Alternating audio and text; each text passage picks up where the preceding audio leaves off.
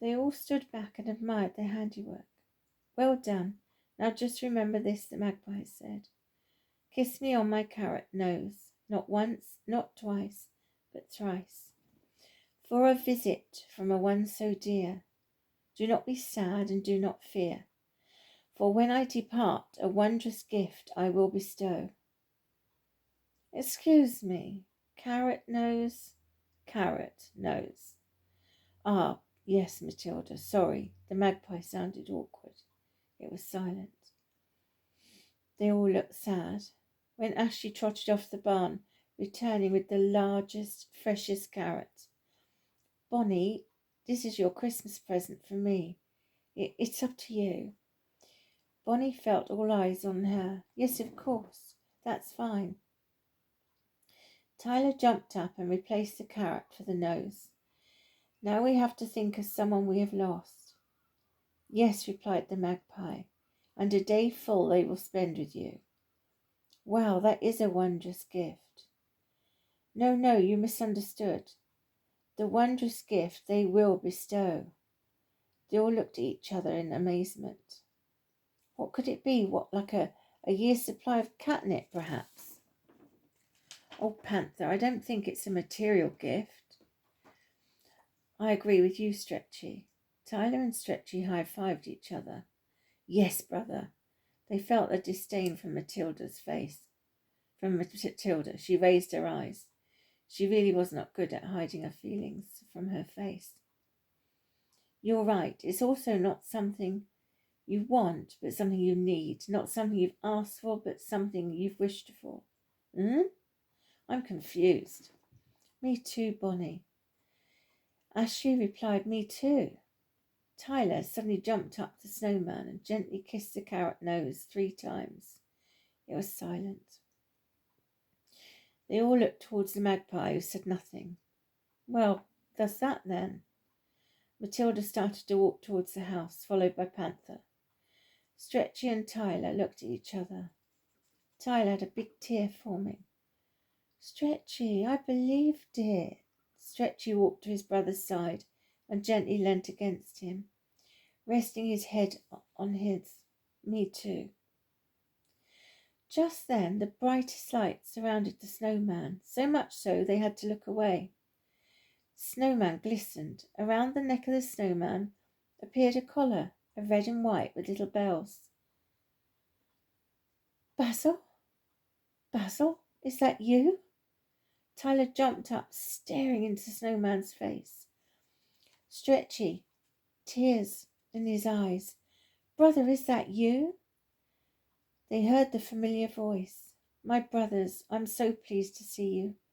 I didn't get to say goodbye. We didn't get to say goodbye. Bonnie and Ashley ran in circles, braying loudly. If donkeys could dance, then that's what it looked like. Matilda and Panther looked back, wondering what all the noise was about. Panther, look! Look at the snowman's neck! They flew back, paws barely touching the snow. Matilda threw herself onto the snowman. Basil! Oh, Basil! Panther just stood open-mouthed. We have missed you so much. I've missed you all. Tyler, I saw you come back for me. It wasn't your fault. You saw me? Yes. It was just my time. Where's Dad?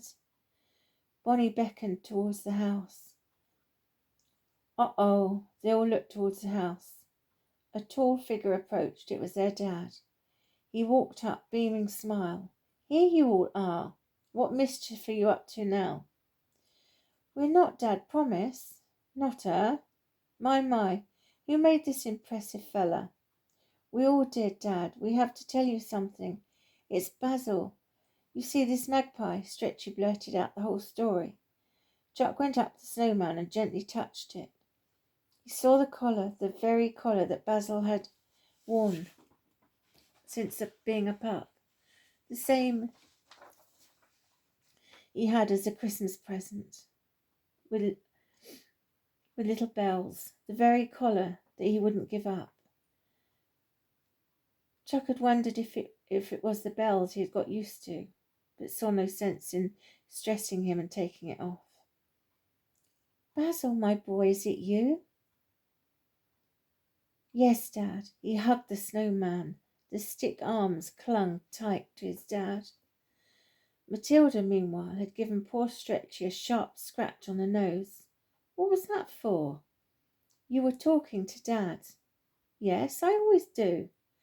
Stretchy, you were talking to Dad. I know I was. I know I was. I was talking to Dad. He heard me. Tyler had overheard their conversation. Of course. A wondrous gift I will bestow. Of course, Panther. Psst. Of course. Panther. Psst, Panther, come here. They told Panther. Oh, wow. So for today we can communicate with Dad? Matilda told Bonnie and Ashley their news. They all talked, laughed, remembered so many things, all shared memories. It was truly wondrous to share with their dad as well. Dad cleverly adjusted the sled so they could pull Basil to the house.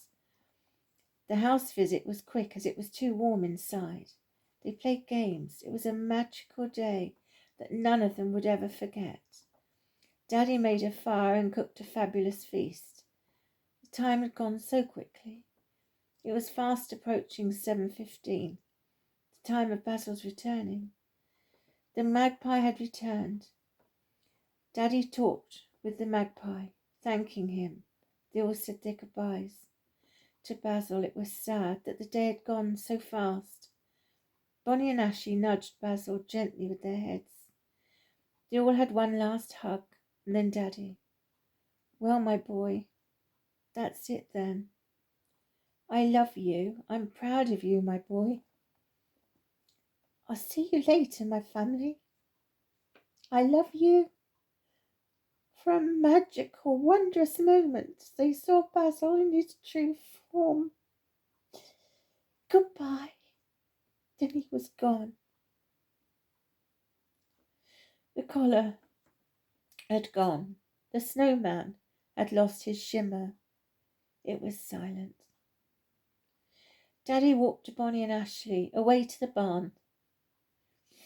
I'll feed you soon. They trotted off. So can Dad still here with us then, Matt? Can Dad still talk with us then, Matt? I don't think so, Stretchy. He would always have said that anyway. You're right, girl, I would. He winked. Who's for breakfast then? They did get to keep their wondrous gift.